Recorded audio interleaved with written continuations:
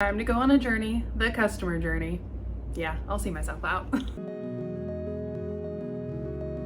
Hey friends, Jill here and welcome back to the Market Vibe. So happy to have you here. If this is your first time, don't forget to hit subscribe and ring the bell to receive notifications on our future videos. So all this week we're talking about your customer journey. Now this is so important if you're in business because to get your customer to come to you and to actually buy, it really helps when you know the entire journey from start to finish, how to get them there, and that's going to really help you convert with more clients and customers. And today specifically, I'm going to talk to you about the different types of content in your social media strategy that you can be using to really bring that customer to your products and services so it makes sense for them every step of the journey. So let's dive in. So the first type of content is your introductory content, and this is typically a form of viral content. It's the type of content that's really going to identify with almost everyone. And it could be things like Reels, TikToks, your idea pins, even YouTube Shorts are great for bringing people back to your channel. But that is the entire goal of your introductory content, is to have them see you and then to click on it and come back to your page. And then when you have all of your content set up, your ideal clients will follow. Having some sort of viral content or content that is uber relatable, really funny, something like that is what's really going to get people who are cold traffic, who don't know you, who have no idea who you are, to click on your content and to come over and follow you, or at least to click and to see what you're about. And then if you resonate, they'll actually follow you. So with that being said, next is your follow content. So this is the type of content that people are going to follow you for. So you've got your viral content that's pretty broad. A lot of people can really relate to it. Then comes your follow content. So once they click on your viral content and they come to your page, they're going to want to see follow content that's more like educational content. So something that relates to them and helps them identify themselves as your ideal client. Something where somebody's going to be like, oh yeah, I've been looking for this, I'm going to follow them. So a good example is like for somebody who's a nutritionist. Maybe they have some sort of viral content that's very eye-opening, very eye-catching about vitamins or about gut health. Somebody clicks on it and that you actually have content on there that's educating you about how to read your gut, how to actually figure out what to eat or what works for your body. That's the kind of content that's going to make them click follow and make them be like, okay, I'm going to follow this person, I've been looking for this. So you've got your viral content, then your educational or your follow content.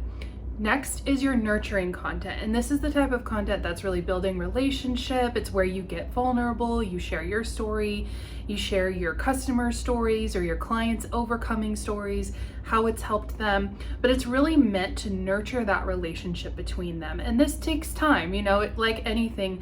Think about a relationship. It takes time to build trust in any kind of, romantic relationship, same for friendships. And this is sort of that similar thing. You have this content in there to really just get to know them, for them to get to know you, to build that relationship. And it comes with being, radically candid, to, being yourself, being open, being real, sharing things that you've gone through, that you've overcome. It's going to build that relationship because that's the human aspect that people are going to be like, man, I really like this person. They really know what it means to go through what I'm going through, and they can really build that relationship with you. I personally think too, it's a lot of video as well, because you can connect with people more through video than you can through just like some sort of graphic. I feel like graphics are actually parts of like the educational and the viral content, but the real nurturing content I think is video. Next is the win content, and WIN. So you're winning them over, and this is your freebie content. This is where you're giving them some sort of free resource that is super sexy to them. They really, really want it. Like it's an outcome that they're really needing, and you're getting their email for it. For a product-based business, this could be something like a coupon or something like that, maybe a rewards program where they get really good discounts, something like that. And you get to this point when you've really done your work on nurturing that relationship, on showing that one, you care, you know what you're talking about, and you can provide the results that you're promising. And then you usher them into the win content where they're like, yeah, you know what, I trust this person, I'm going to give them my email or give them my phone number because they know what's going on in my life, or they know the results that I want. It's a reputable brand, so I'm going to go ahead and opt in. And the point of that type of content is to then sell to them, to your paid content, which is either your freebie, or I'm sorry, your products or anything that you're selling, anything like that. But the whole system makes sense where you're leading them down the path and you're actually qualifying them. And it's not so much, again, about quantity, but it's about quality. So the whole idea of having this whole mapped out content strategy is to really help people, one, identify you, that you are the person that you say you are, that you can actually provide the value that you're promising through your products and services, and for them to be like, yeah, okay, I've been looking for this, I'm going to opt in, and then I'm going to pay. So this whole content strategy really just helps you qualify the people that you want as your ideal client, and you're gonna have a higher conversion rate because you took the time to really map this out and really understand the journey that they're going through to get them from just meeting you to actually buying your products and services. So I would recommend save this video and go back through it and take some time to really map out what each piece of content is for you and your business.